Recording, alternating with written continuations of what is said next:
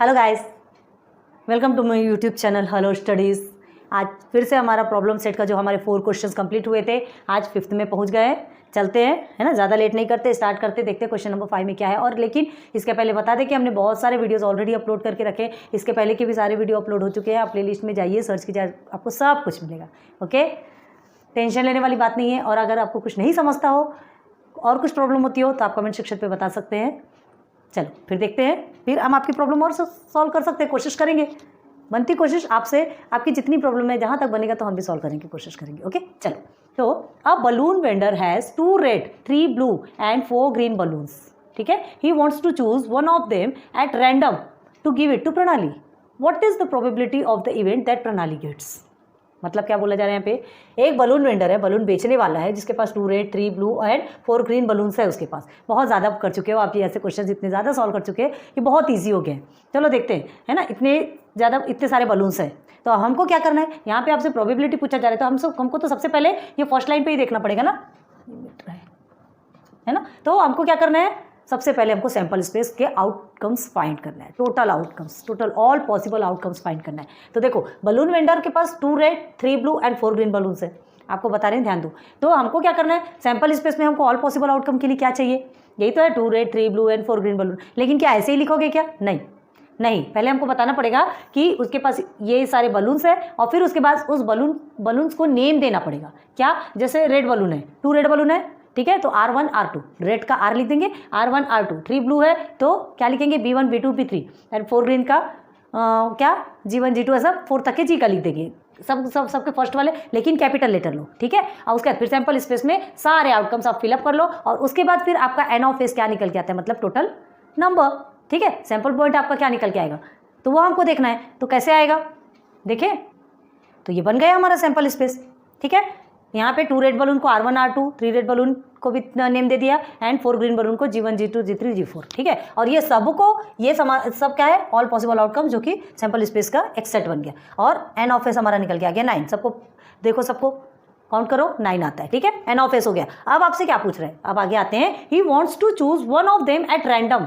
Randomly वो क्या करना चाह रहे हैं कि उतने सारे बलून में से, जो बलून वेंडर है, उतने सारे बलून में से कोई एक बलून जो है प्रणाली को देना है उसको। रैंडमली बोल रहा है, मतलब रैंडम एक्सपेरिमेंट हो रहा है, मतलब कोई तो भी इवेंट होगा ना। ओके, सैंपल स्पेस होगा ही, उसका कुछ ना कुछ आउटकम्स तो निकलना ही वाला है। तो देखो, कोई सा भी एक बलून वो किसको, प्रणाली को देने के लिए वो क्या कर रहा है, चूज कर रहा है। ओके, अब what is the probability of the event that Pranali gets. तो क्या प्रोबेबिलिटी है ना, क्या प्रोबेबिलिटी है दैट ऑफ द इवेंट, उस इवेंट की क्या प्रोबेबिलिटी, कौन कौन से इवेंट है, इवेंट A, इवेंट B और इवेंट C। रेड बलून, अ ब्लू बलून, अ ग्रीन बलून। अब उसके पास कौन सा बलून आएगा, इसकी क्या प्रोबेबिलिटी, रेड बलून आएगा तो क्या प्रोबेबिलिटी है, और प्रोबेबिलिटी मतलब पॉसिबिलिटी, संभावना, है ना। तो सबसे पहले हम क्या करेंगे, let event A, event B और इवेंट C सपोज ले लेंगे। हम तीनों को क्या कर लेंगे, नेम दे देंगे, ठीक है। जैसे हमने ये बलून्स को, कलर वाले बलून्स को नेम दिया, वैसे हम इवेंट को भी नेम देंगे। क्लियर है। तो चलो, ये हमारा सैंपल स्पेस वाला काम खत्म हो गया, सैंपल स्पेस का काम खत्म हो गया। तो लेट इवेंट A, ठीक है। तो इवेंट A में हम क्या ले लेंगे, रेड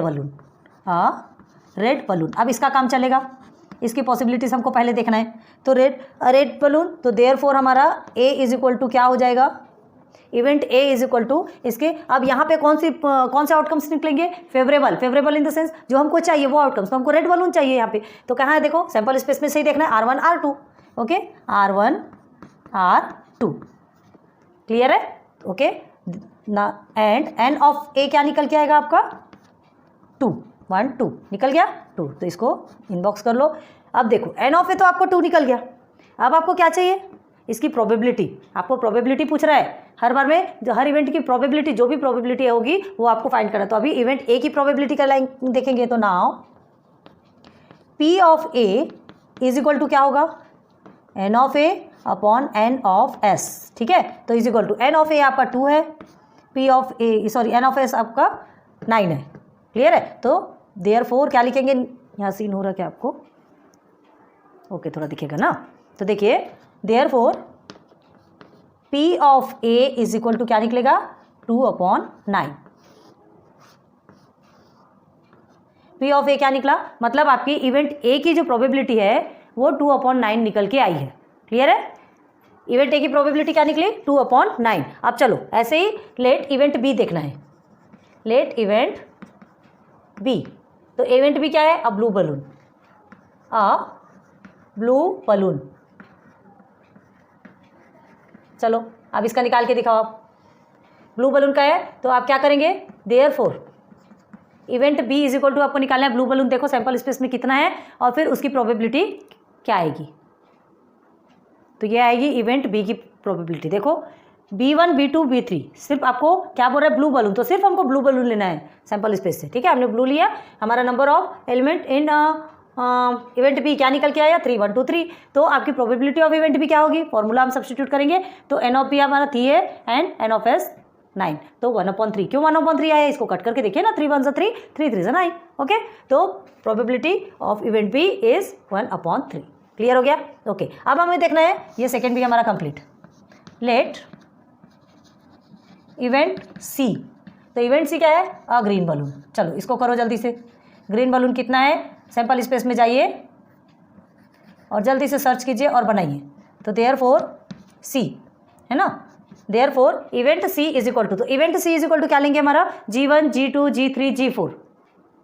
तो ऐसा होगा हमारा आंसर, है ना। इवेंट सी का हमने आपको बताया G1 G2 G3 G4, तो क्या करेंगे ने एन ऑफ इवेंट सी क्या होगा 4 1 2 3 4।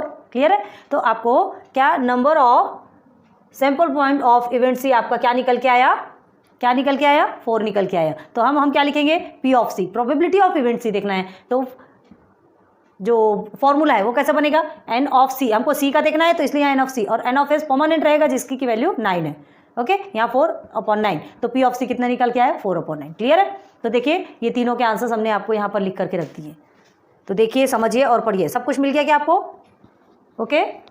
चलो इसको ना थोड़ा सा हम टेक्स्ट बुक में सर्च करते हैं इसका आंसर है कि नहीं बराबर, एक बार देख लेते हैं, जब इतना पढ़ा है तो देखना भी बनता है। क्वेश्चन नंबर क्या है 5। हाँ सेकेंड और थर्ड तो बराबर है, फर्स्ट में आपको 4/9 आ रहा है।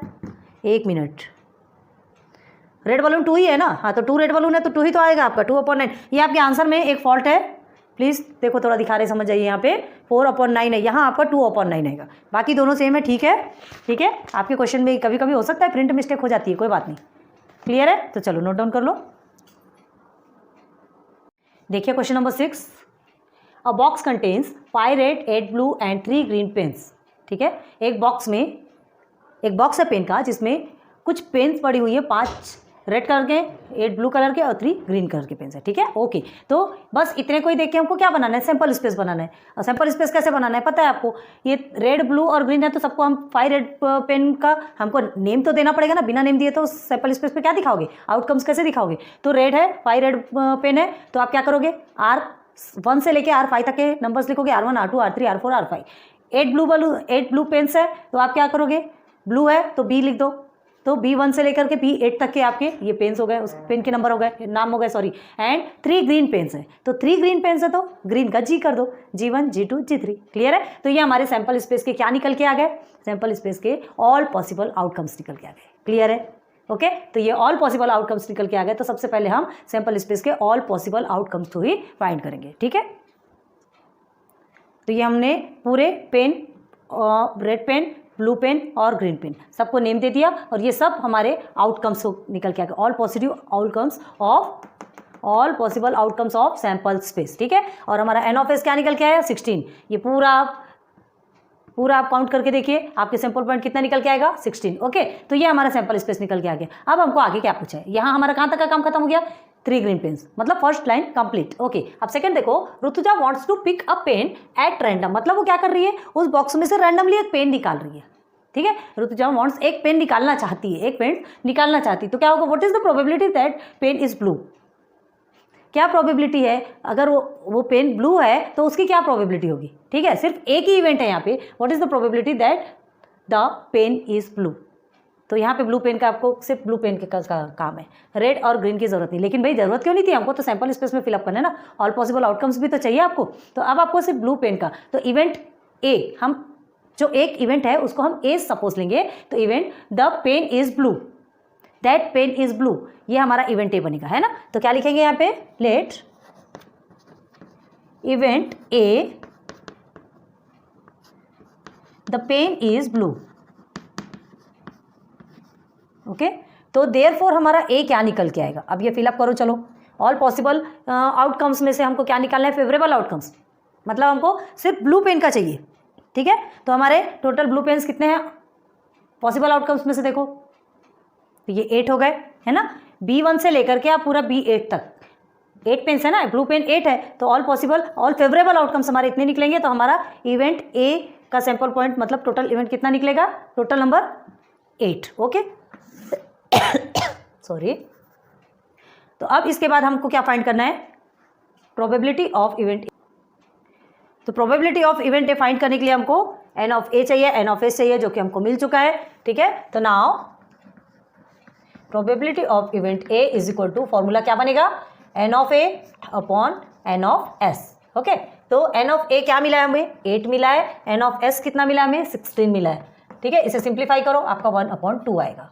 कट करके देखो, 8 के टेबल में 16 कितने बार में आता है, 2 बार में आता है, तो 1/2। तो therefore P of A is equal to 1/2। Clear, तो आपका पॉसिबिलिटीज, इवेंट ए की पॉसिबिलिटीज कितनी निकली, 1/2। तो यही हमारा आंसर है। क्लियर हो गया, तो क्या लिखेंगे, the probability of event A या the probability that the pen is blue is 1/2, बस वही आपका आंसर हो गया। क्लियर है, नेक्स्ट करें। नाउ देखते हैं क्वेश्चन नंबर 7, क्या दिया है क्वेश्चन नंबर 7 में, 6 फेसेस ऑफ अ डाई। ठीक है, एक डाई है, डाई आपने देखा है, आपको पता होगा डाई किसे कहते हैं, देखा है ना आपने। Okay, 6 faces are die as are as shown below. आपको ये 1 2 3 4 5 6 ऐसे ही नंबर्स है, लेकिन इसमें क्या लिखा है, अल्फ़ाबेट। पहले आपने डाई कैसे देखी है, पहले आपने डाई देखी नंबर्स वाली, है ना, 1 से लेकर 6 तक के नंबर्स वाली डाई देखी। लेकिन ये डाई ये एक इस तरह से बनाई गई है जिसमें कि सिर्फ अल्फ़ाबेट्स लिखे, ABCDE एंड A लिखा हुआ है। क्लियर है, पता नहीं जिसने भी बनाई होगी, लेकिन डाई है, आपको लिखा है तो डाई है। ठीक है, if the die is rolled once, अगर एक बार उसे उछाला जाएगा, है ना, फाइंड द प्रोबेबिलिटी, तो उसकी प्रोबेबिलिटी क्या होगी, उसकी एक बार उसको उछाला जाएगा तो उसकी प्रोबेबिलिटी क्या होगी, किसकी probability, A appears on upper face, अगर ए ऊपर के फेस में, अपर फेस में अगर ए आएगा तो उसकी प्रोबेबिलिटी कितनी की होगी। ठीक है, एंड अगर डी ऊपर में आएगा तो उसकी प्रोबेबिलिटी कितनी होगी। ठीक है, 2 इवेंट बनेंगे, याद रखो। तो इसको हम इवेंट ए लेकर के चलते हैं, इसको इवेंट ए, लेकिन उसके पहले हमको क्या करना है, अगर प्रोबेबिलिटी फाइंड करना है तो सबसे पहले आपको क्या चाहिए, सैंपल स्पेस चाहिए। ठीक है, तो 6 फेसेस ऑफ अ डाई है, आपको बता रहे, ध्यान दो, ABCDEA। तो आपको क्या करना है, सबसे पहले हमको निकालना है सैंपल स्पेस। ठीक, हमको ये जो डाई है, हमको इसका टोटल आउटकम, हमको सैंपल स्पेस क्या आएगा वो निकालना है। तो सैंपल स्पेस क्या आएगा यहाँ पे, तो सबसे पहले लिखेंगे यहाँ पे सैंपल स्पेस, जिसको कि हम क्या बोलते हैं, S। ठीक है, S इज इक्वल टू क्या होता है यहाँ पे, total outcomes. Okay, all possible outcomes, ABCDE। ठीक है, ऑल पॉसिबल आउटकम्स ये सब है, ABCDE। अब क्या करना है यहाँ पे, N of S। N of S क्या होगा आपका, 6 है टोटल, निकल के आ गया हमारा N ऑफ S।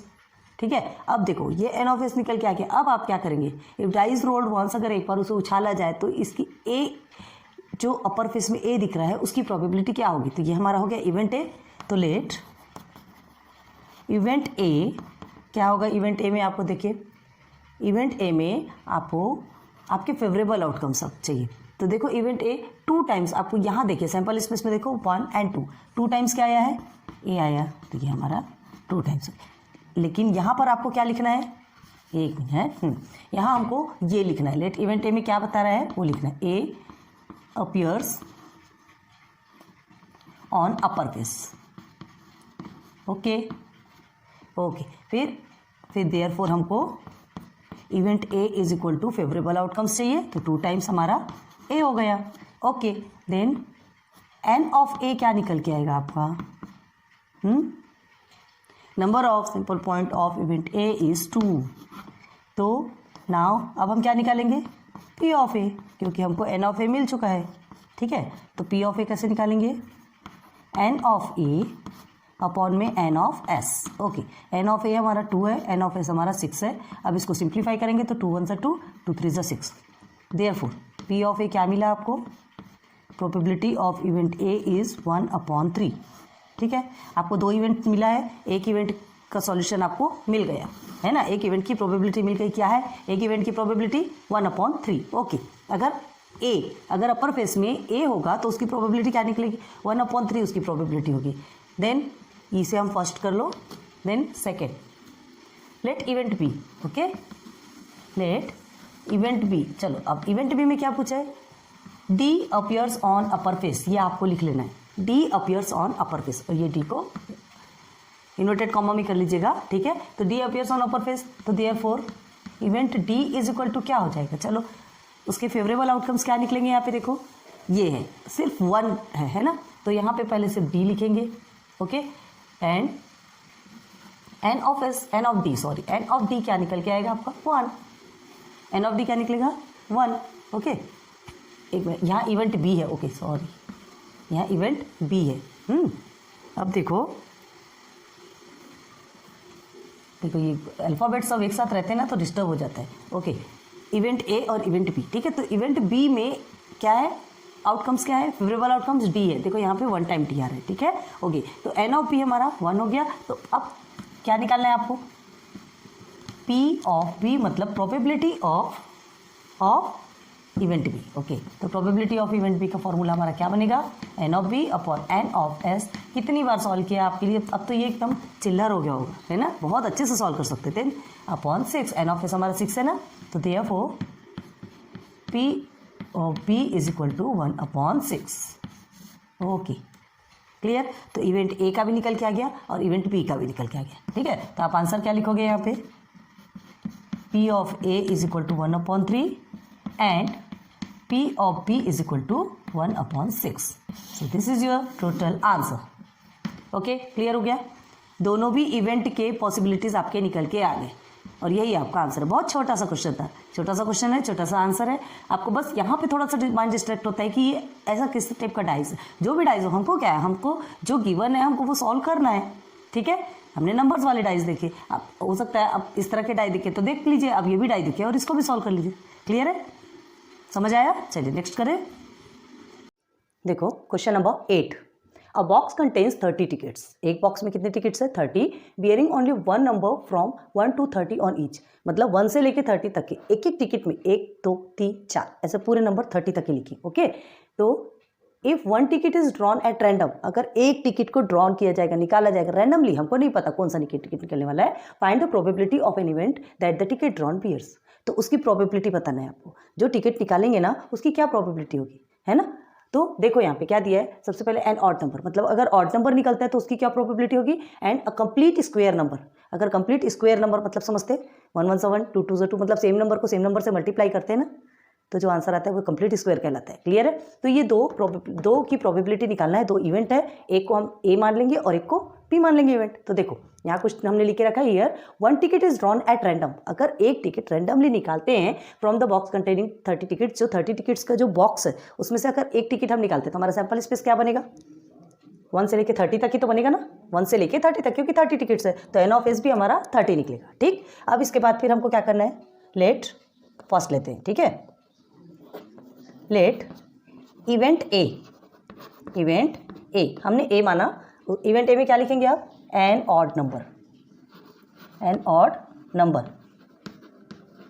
तो ऑड नंबर अगर ड्रॉ करते हैं कि निकालते हैं तो क्या पॉसिबिलिटीज़ होगी, तो therefore event A is equal to favourable outcomes क्या होंगे, 1 से लेकर 30 तक के बीच में ऑड नंबर 1 3 5 7 9 11 13 15 एंड 17 19 21 23 25 27 एंड 29, इतने ही हो गए, ऑड नंबर इतने ही आएंगे ना 1 से 30 के बीच में, है ना। तो ऑड नंबर कितने हुए, एंड एन ऑफ ए क्या निकल के आएगा आपका, N of A 1 2 3 4 5 6 7 8 9 10 11 12 13 14 15, N of ए निकल के आ गया हमारा 15, क्लियर। तो ये एन ऑफ ए मिल गया आपको। अब आप इसका क्या निकालेंगे, प्रोबेबिलिटी ऑफ इवेंट ए, तो क्या निकलेंगे, नाउ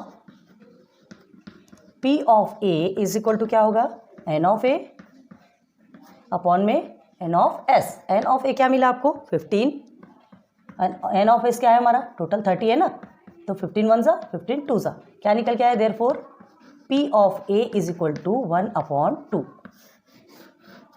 आ गया।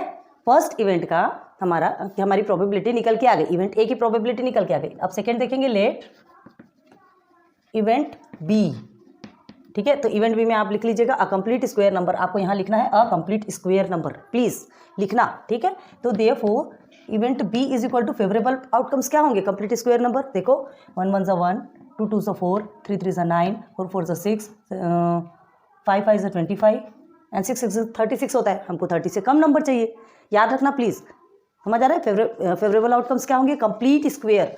कंप्लीट स्क्वायर मतलब उसे 2 टाइम्स मल्टीप्लाई करो सेम नंबर को, तो जो नंबर आता है वो कंप्लीट स्क्वायर कहलाता है। 25 के आगे नहीं लिख सकता क्योंकि 6 6 36 होता है, हमको 30 से कम चाहिए। ओके, तो देखिए, तो एन ऑफ बी हमारा क्या निकल के आएगा, number of point in event B 1 2 3 4 5 निकल के आ गया।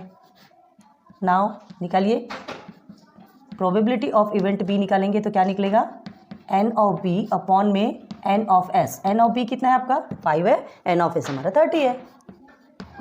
तो 5 1 5, 5 6 30। तो देयरफॉर पी ऑफ बी क्या निकल के आया आपका 1/6।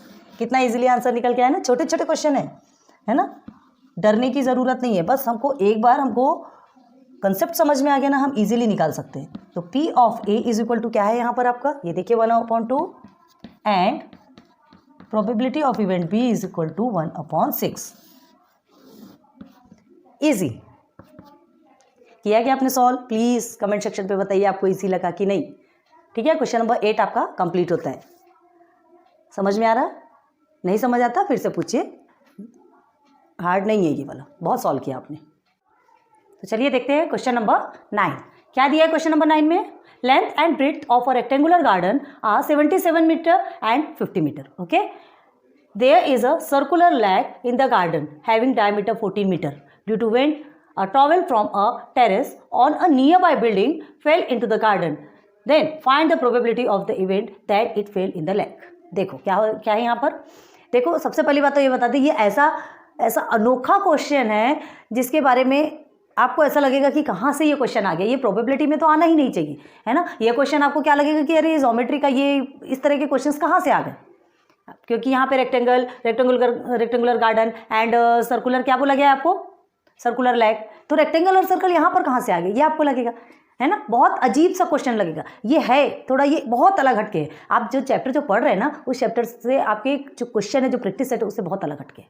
आपको इसमें बहुत ज़्यादा ध्यान देना पड़ेगा। जो सैम्पल स्पेस निकलता है, अब प्रोबेबिलिटी पूछ रहा है, देखिए probability of the event that it fell in the lake, ठीक है। तो प्रोबेबिलिटी पूछ रहा है, तो प्रोबेबिलिटी पूछ रहा है मतलब सैम्पल स्पेस वाला ही होगा, ठीक है। सैम्पल स्पेस निकलेगा, नंबर ऑफ सैम्पल स्पेस निकलेगा, जितने भी सैम्पल पॉइंट्स वो निकलेगा, इवेंट भी होगा और उसके बाद ही तो प्रोबेबिलिटी निकलेगी, मतलब ये प्रोबेबिलिटी का क्वेश्चन है, लेकिन ये बहुत अलग टाइप का है। देखो क्या कहता है, length and breadth of a rectangular garden are 77 and 50 metre. Okay, आपसे क्या बोला जा रहा है, एक रेक्टेंगुलर गार्डन है, ठीक है, एक रेक्टेंगुलर गार्डन है जो 77 मीटर क्या है, जिसकी लेंथ है, और उसकी ब्रेड्थ क्या है 50 मीटर। क्लियर है। अब देखो क्या है, there is a circular lake in the garden, ठीक है, एक सर्कुलर लैक है गार्डन में, हैविंग डायमीटर 14 मीटर। ये देखो 14 मीटर हमने ऑलरेडी लिख दिया यहाँ पे, इसकी जो डायमीटर, अब ये डायमीटर किसको बोलते हैं, पता होगा डायमीटर किसको बोलते हैं, डायमीटर एक टाइप ऑफ कॉर्ड है जो कि सर्कल को क्या करते हैं, सर्कल के सेंटर से होकर के दूसरे पार्ट में जाके टच करता है, और सिंपल लैंग्वेज में कहें तो एक ऐसी लाइन जो सर्कल को इक्वली 2 पार्ट में डिवाइड करते हैं। क्लियर है। तो ये डायमीटर, और क्या बोल सकते हैं इसको, जो 2 रेडियस को मिलकर के बना हुआ है ना। रेडियस मतलब ये सेंटर से यहाँ तक जो लाइन आती है वो रेडियस कहलाता है ना। तो इधर भी तो एक लाइन जा रही, तो 2 रेडियस से मिलकर के बन गया डायमीटर। ओके, तो ये आपको समझ में आ गया। तो देखो अब क्या पूछ रहा है यहाँ पे, डायमीटर हो गया। अब देखो ड्यू टू विंड, हवा चलने के कारण, अ टॉवल फ्रॉम अ टेरेस पे on a near by building, ठीक है, on a near by building fail into the garden, मतलब वहीं आसपास कहीं, ये इधर आसपास कहीं तो भी बिल्डिंग है ना, कहीं तो भी इसके आसपास में ऐसी बिल्डिंग है, जो भी हो, चलो ये बिल्डिंग अब कैसे बनाते हो आप, ये खिड़की है, ये जो भी हो, चलो हमने इस तरह से बना दिया। ओके, तो ये जो बिल्डिंग है ना, क्या बोला जा रहा है, ड्यू टू विंड और towel from a terrace on a near by building, आसपास कहीं तो भी बिल्डिंग है, वहाँ की टेरेस पे क्या हो रहा था, टॉवल सूख रहा था, फेल इनटू द गार्डन, वो आके हवा के कारण उड़ के आया और रेक्टेंगुलर गार्डन में क्या हो गया, गिर गया। ठीक है, सामने वाला क्या पिनअप नहीं कर सकता था, पता है बिल्डिंग में से नीचे गिरता है, हर किसी को पिनअप करना चाहिए भाई, किसी के घर में चला जाए, कहीं चला जाए। और क्यों ऐसा उसने पिनअप नहीं किया? अगर पिनअप करता था तो आज इतना बड़ा हमको क्वेश्चन सॉल्व नहीं करना पड़ता था। आपके मन में यही आ रहा होगा, मेरे मन में वैसे ही आया था, है ना। उसने उड़ा दिया, उड़ गया, उड़ने के बाद क्या हुआ? वो रेक्टेंगुलर गार्डन में आकर के गिर गया। बैठा होगा वहाँ पे, कोई तो भी मैथमेटिशियंस बैठे होंगे, उन्होंने क्या किया? उस पर एक क्वेश्चन क्रिएट कर दिया। तो ये ऐसा होता है जज्बा, ठीक है। तो देखो विंड के कारण क्या हुआ, वो टॉवेल जो है टेरेस से नियर बाई बिल्डिंग में जो भी टेरेस था, जहाँ से भी है, वहाँ से टॉवेल गिर के गार्डन में आके गिर गया, ठीक है, गार्डन में आके गिर गया। Okay, then find the probability of the event that it fell in the lake. तो आपको क्या फाइंड करना है? Probability of the event. अभी देखो यहाँ पे इवेंट है ना, क्या इवेंट बोल रहा है? That it fell in the lake, वो उस लेक में गिरेगा, इसकी क्या प्रोबेबिलिटी होगी? लेक मतलब ये इस लेक में गिरने की उसकी क्या प्रोबेबिलिटी होगी, ये आपको फाइंड करना है। क्लियर है? अब देखो रैंडमली कहीं भी गिरा है, पहले ध्यान दो, रैंडमली कहीं भी गिरा है मतलब क्या बता रहा है? वो सर्कुलर रेक्टेंगल गार्डन के ऊपर गिरा है ना, तो वो यहाँ पे भी गिर सकता है, यहाँ भी गिर सकता है, यहाँ भी गिर सकता है, कहीं भी गिर सकता है। बहुत ज़्यादा हवा चली होगी तो और कॉर्नर में जाके गिर गया होगा, कोई पॉसिबिलिटीज़ है? इसके अंदर भी आ सकता है, इसके साइड में भी आ सकता है, कहीं भी गिर सकता है, ठीक है। मतलब इसके जो आउटकम्स बोलते हैं, ऑल पॉसिबल आउटकम्स आप निकाल सकते हो क्या?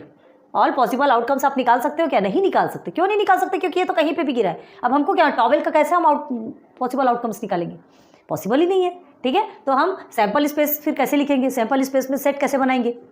ऑल पॉसिबल आउटकम्स के सेट कैसे बनाएंगे? पॉसिबल नहीं होता, ठीक है। तो देखो मतलब ये देखो ये इतना पोर्शन, ये पूरे पोर्शन में से कहीं पे भी आके वो गिरा होगा, कहीं पे भी आके गिरा होगा, ठीक है। तो ये पूरा क्या है, यहाँ पे ये इस एरिया में गिरा होगा, ऐसा बोलते हैं ना, है ना। गार्डन के उस एरिया, गार्डन का जो एरिया है वहाँ पे कहीं भी गिरा होगा। मतलब हमको रेक्टेंगल का क्या निकालना है? एरिया, ठीक है। रेक्टेंगल का एरिया निकालेंगे तो हमको मतलब फिर वो टॉवेल कहाँ पे गिरा वो मिल जाएगा सैंपल पॉइंट।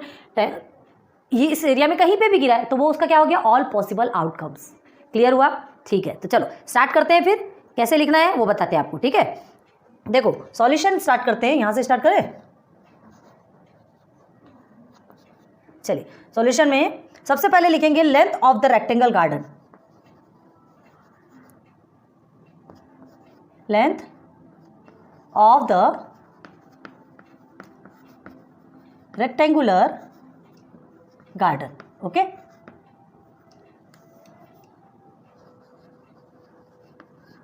हाँ, तो क्या है length of the rectangular garden?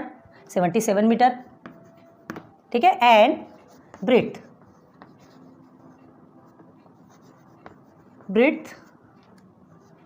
Of the rectangular garden,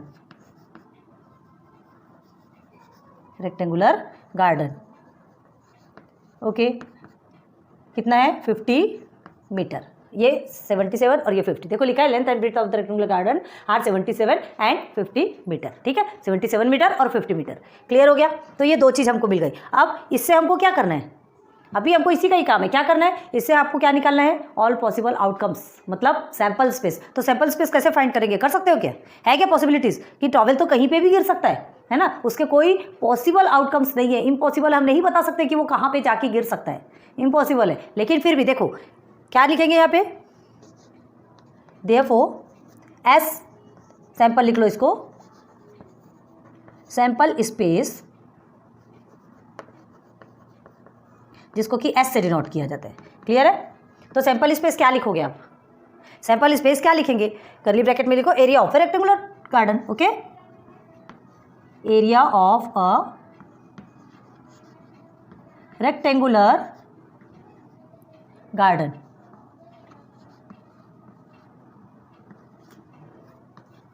okay. Area of a rectangular garden. अब हमको क्या चाहिए? एन ऑफ एस, ठीक है। एन ऑफ एस चाहिए, तो बस यहाँ पे हमको क्या करना है? N of S. देखो सैंपल स्पेस आपको ऐसे तो नहीं लिख सकते, बस एरिया ऑफ रेक्टेंगुलर गार्डन मतलब क्या? ऑल पॉसिबल क्या है? यहाँ कहीं पे भी गिर सकता है ना, तो ये क्या है? ऑल पॉसिबल आउटकम्स कहलाएंगे। ये इतने सारे पूरे पॉसिबल आउटकम्स है। तो इस एरिया में कहीं पे भी, इस गार्डन के, रेक्टेंगुलर गार्डन के किसी भी एरिया में किसी भी पोर्शन पे जाके गिरेगा। तो हमने area of rectangular garden curly bracket के अंदर निकला। अब कर्ली ब्रैकेट को हटा के सीधे इसे सिंपल वे में लिख दो, area of a rectangular garden, rectangular garden. चलो, तो area of a rectangular garden क्या है आपका? Length into breadth, length into breadth. Clear है? चलो लेंथ कितनी मिली आपको 77 मीटर एंड ब्रेथ 50 मीटर। बार बार मीटर वगैरह लिखने की जरूरत नहीं है, बाद में कर सकते हो। सीन हो रहा क्या आपको, दिख रहा क्या? बस यहीं तक के पॉसिबिलिटीज है दिखने की। चलो 77 इंटू 50 तो क्या हो जाएगा आपका आंसर? देखो हम बता रहे हैं, आपको तो नहीं दिख पाएगा शायद, फिर बताते हैं।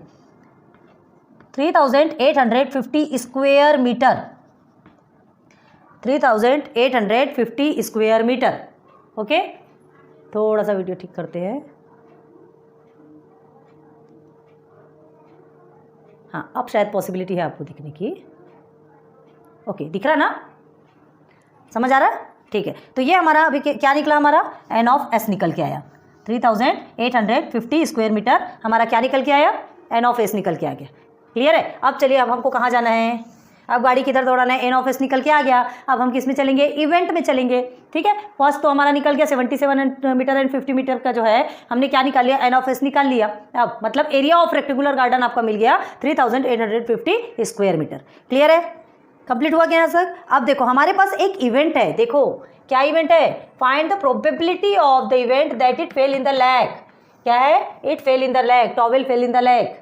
तो क्या प्रोबेबिलिटी है टॉवेल इस रेक्टेंगुलर इस सर्कुलर गार्डन पे, सर्कुलर लेक पे गिरेगा? इसकी क्या प्रोबेबिलिटी है? क्या प्रोबेबिलिटी है वो आपको निकालना है। ठीक है, तो इसको ही हम क्या करेंगे? Event A. तो अभी ना इसका काम कंप्लीट हो गया आपका। ये जो एरिया वाला काम था ना, ये कंप्लीट हो गया। अब हमको किस में चलना है? सिर्फ और सिर्फ ये सर्कुलर पोर्शन पे चलना है। क्लियर है? इसे हम रब कर देते हैं। सिर्फ फिर सर्कुलर पोर्शन पे चलना है। अब देखो आपसे क्या कहा हमने, जो सैंपल स्पेस है उसके अंदर से ही क्या निकल के आता है? इवेंट निकल के आता है। ठीक है, सर्कुलर पोर्शन के अंदर से ही, रेक्टेंगुलर पोर्शन के, क्या बोल रहे हैं हम, सैंपल स्पेस के अंदर से ही क्या निकल के आता है? इवेंट निकल के आता है। ठीक है, तो आपका सैंपल स्पेस अभी क्या हुआ? सैंपल स्पेस में ये हमने इसको फाइंड किया, इसके अंदर से ही ये निकल के आएगा। ठीक, इसके अंदर से ही आपका ये निकल के आएगा। क्या? सर्कुलर जो आपका लेक है कि वहाँ पर ये जो टॉवेल गिरा उसकी क्या पॉसिबिलिटीज़ है? तो पॉसिबिलिटीज़ इसके अंदर से ही निकल के आएगा ना। हमने ये जो एरिया ऑफ रेक्टेंगुलर गार्डन लिखे है ना, तो अभी हम क्या बोलना पड़ेगा? यहाँ पे कहीं भी गिरा तो एरिया ऑफ सर्कल या सर्कुलर लेक जो भी लिखो। तो अभी एरिया ऑफ सर्कुलर लेक कहाँ है? एरिया ऑफ रेक्टेंगुलर गार्डन के अंदर ही तो है ना। एरिया ऑफ रेक्टेंगुलर गार्डन के अंदर ही है। तो चलो लेट इवेंट ए, अब हम इसको इवेंट ए सपोज ले लेते हैं। ठीक है, तो लेट इवेंट ए। अब इवेंट ए में हमको क्या लिखना है? Towel fell in a circular lake. Okay, towel fell in a, इसे रब करते हैं, सर्कुलर लेक। ओके, ये हमारा इवेंट है, towel fell in a circular lake. तो therefore event A is equal to क्या आ जाएगा? इसका फेवरेबल आउटकम्स क्या निकलेगा? Towel fell in a circular lake बोल रहा है आपको, तो फेवरेबल आउटकम्स क्या निकलेगा? आपको क्या फाइंड करना है? Area of circular lake. ठीक है, तो यहाँ पे लिख देंगे कर्ली ब्रैकेट में area of circular lake. Okay, अब तो फिर हमारा n of A and n of A क्या होगा? कर्ली ब्रैकेट हटा दो, area of circular lake, area of circular lake. Okay, चलिए एरिया ऑफ सर्कुलर लेक क्या है आपका? पाई आर स्क्वेयर। फॉर्मूला पता है, याद रहना चाहिए, area of rectangle, area of circle. ठीक है, तो एरिया ऑफ सर्कल का ही फॉर्मूला है ना, हम सर्कुलर बोलते हैं इसको। ये आपको आई का नहीं दिख रहा है क्या? Okay, pi r square. तब पाई की वैल्यू तो आपको पता है ना, 22/7 ये पाई की वैल्यू पता है। अब आर तो यहाँ पे गिवन ही नहीं है, आर स्क्वेयर, आर तो गिवन ही नहीं है, फिर हम कैसे लिखेंगे? आर गिवन नहीं है बट आपको डायमीटर तो गिवन है 14 मीटर। ठीक है, तो ये जो डायमीटर, हमने क्या बोला डायमीटर के बारे में अभी क्या बताया था आपको? कि 2 रेडियस को मिला करके एक डायमीटर बनता है ना। 2 रेडियस को मिला के एक डायमीटर बनता है, मतलब डायमीटर का हाफ कर दो तो एक रेडियस निकल के आ जाएगा। क्लियर है? तो इसको ना, ये जो आर स्क्वेयर का जो रेडियस जो हमको निकालना है, तो उसको हमको किस में करना पड़ेगा? ब्रैकेट में, इसमें। तो देखो पहले हम निकालते हैं यहाँ साइड में क्या है? डायमीटर इज इक्वल टू कितना मिला यहाँ पे? Diameter is equal to 14 metre. ठीक है, डायमीटर आपको कितना मिला है? 14 मीटर मिला है। अब आपको इसका रेडियस निकालना है ना, रेडियस निकालना है। तो क्या करोगे? रेडियस का फॉर्मूला तो पता है कि नहीं पता है? अभी बताया ना हमने आपको, रेडियस इज इक्वल टू क्या होता है, डायमीटर अपॉन 2, ठीक है। तो डायमीटर आपका 14 है, 14 अपॉन 2 है ना 14 इज इक्वल टू 7। क्या निकल के आया, therefore radius is equal to 7 metre. Metre लिखना है हमको, मीटर में है तो मीटर लिखेंगे, ठीक है। तो ये रेडियस निकल के आ गया। अब देखो यहाँ पे आर स्क्वायर है, ब्रैकेट में करेंगे तो 7 स्क्वायर लिख देंगे। क्लियर है, जो है वो आपको एज इट इज लिखना है। अब देखो इसको दो तरीके से भी कर सकते हो और सिंपल हम बताते हैं। देखो 22/7 मल्टीप्लाई बाई 7 7 49 होता है, 7 1 7 7 7 49, ठीक है। एंड 22 7 से कितना होता है, 154 स्क्वायर मीटर। क्लियर है, याद रखना एरिया कभी भी स्क्वायर मीटर में निकलता है, पता है ना आपको, स्क्वायर में निकलता है। जब सिंगल रहता है लेंथ और ब्रीथ ये सब आपका मीटर में रहेगा, मीटर या सेंटीमीटर में रहेगा। लेकिन जब आपका एरिया निकल के आता है तो या तो वो स्क्वायर मीटर होता है, स्क्वायर सेंटीमीटर होता है, स्क्वायर किलोमीटर, जो भी हो सब में स्क्वायर लगता है। अब देखो ये हमने आपको बताया कि इस तरह से करोगे, नहीं तो आपको क्या कर सकते हो और आपकी मर्जी कि देखो 7 मल्टीप्लाई बाई 7 2 टाइम्स आप 7 लिख सकते हो। तो एक एक कटेगा तो एक 7 तो वैसे ही रह जाएगा, मतलब एक ही है। आपको क्या करना है, डिपेंड आप पे, ठीक है। तो 154 स्क्वायर मीटर क्या निकला, एन ऑफ ए, ठीक है। एन ऑफ ए क्या निकल के आया, 154 स्क्वायर मीटर। अब आपका ये एन ऑफ एस क्या निकला, 3850 मीटर। क्लियर है, तो ये दो चीज़ मिल गई। इजीली फिर हम क्या फाइंड कर सकते हैं, प्रोबेबिलिटी फाइंड कर सकते हैं। किसकी, इस इवेंट ए की, है ना। इस इवेंट ए की प्रोबेबिलिटी फाइंड कर सकते हैं। क्या फाइंड करना है कि towel fell in the lake. Probability समझ में आ जाएगी, कितनी प्रोबेबिलिटी है, कितनी पॉसिबिलिटी, कितनी संभावना है कि ये जो टॉवेल है यहाँ पर गिरेगा, उसके गिरने की कितनी प्रोबेबिलिटी है, बस हमको फाइंड करना है। तो क्या लिखेंगे यहाँ पर, now P of A, probability of event A is equal to, पहले फॉर्मूला लिख लो, एन ऑफ ए अपॉन में N of S is equal to कितना है, एन ऑफ ए आपका 154 है, एन ऑफ एस 3850। चलो अब इसको सिंप्लीफाई करो। कैसे सिंप्लीफाई करोगे, सीधे सीधे ना हम क्या करने वाले, देखो क्या करते हैं, जो डिनोमिनेटर है, डिनोमिनेटर से इसको हम क्या करते हैं, डिवाइड करते हैं, है ना। लेकिन अभी क्या करना, देखो 154 में आपका के टेबल में शायद आ सकता है, ऐसा करके आप देख तो सकते हो ना। तो 154 3 जा एक बार करके देखो, 154 3 जा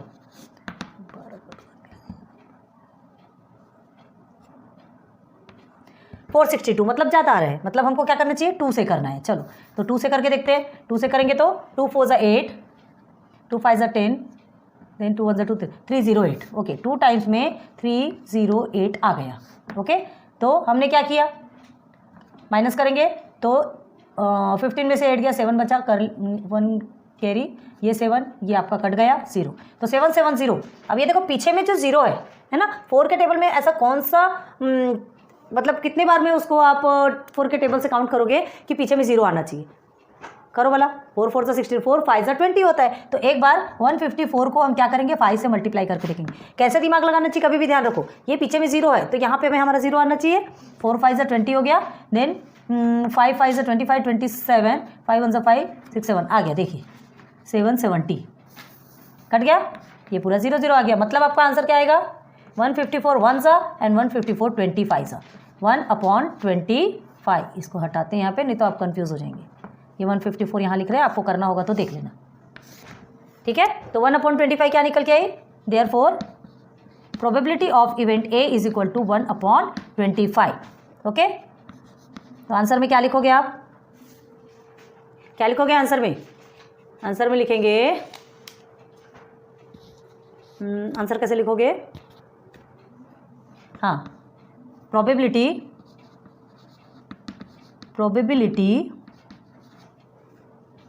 of the event, probability of the event is 1/25, ठीक है, 1/25 that Tau will fail in the lake, fail in the lake. हो गया कंप्लीट, और 1/25 को आप इनबॉक्स कर लो, कंप्लीट है ना। बहुत अलग तरह का क्वेश्चन है ना, समझ में आया कि नहीं, इंटरेस्ट भी आता है, लेकिन अभी थोड़ा सा इसको माइंड देखने से इसको माइंड डिस्ट्रैक्ट होगा। ये थोड़ा अलग टाइप, थोड़ा क्या बहुत ज़्यादा अलग टाइप का क्वेश्चन है ना। ये कहाँ यहाँ पर एरिया ऑफ अ सर्कल और एरिया ऑफ अ रेक्टेंगल निकालने के लिए दे दिया। ये प्रोबेबिलिटी में कैसे आ गया, इसका सैंपल स्पेस कैसे निकाला हमने, इसका इवेंट कैसे फाइंड किया।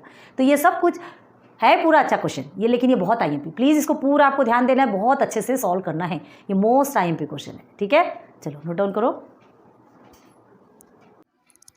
तो चलिए आज की वीडियो हम यहीं स्टॉप करते हैं। लेक्चर नंबर 2 में आज हमने आपको टोटल क्वेश्चन नंबर 9 तक के कंप्लीट कराया, ठीक है। क्वेश्चन नंबर 9 तक के कंप्लीट कराया। फिर इसके बाद फिर हम किस में लेकर के चलेंगे, सीधे सीधे क्वेश्चन नंबर 10 से स्टार्ट करेंगे। हाँ, this is your question number 9 complete होता है। अब इसके बाद हम क्वेश्चन नंबर 10 में चलेंगे। सो प्लीज़ कमेंट सेक्शन पे कमेंट करते रहिए and thanks for watching my videos. Thank you.